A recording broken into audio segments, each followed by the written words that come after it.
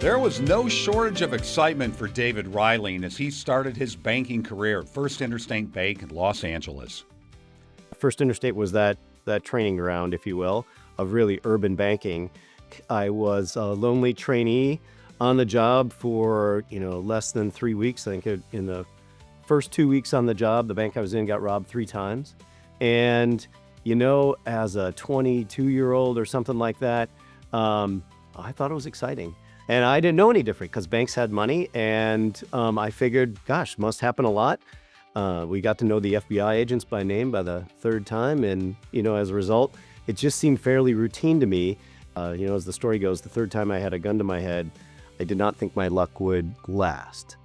His time at Interstate gave David a quick and important education, along with a new vision of where banking and civic responsibility could and should intersect.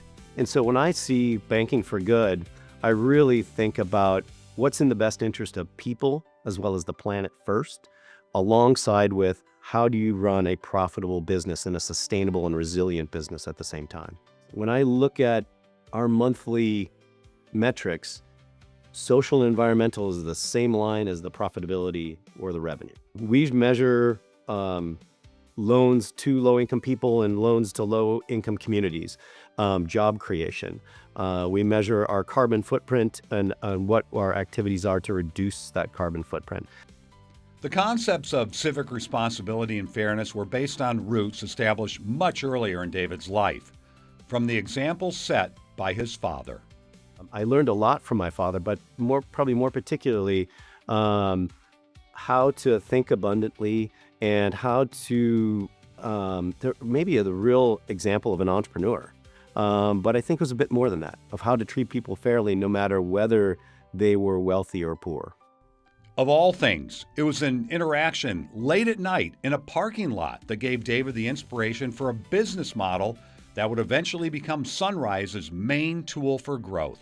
The prepaid card business particularly, and how we eventually moved into the more broader financial technology or fintech space, really did come from me sitting in the parking lot and eventually helping 3 Hmong grandmothers at an ATM access their electronic benefits or their food stamp card.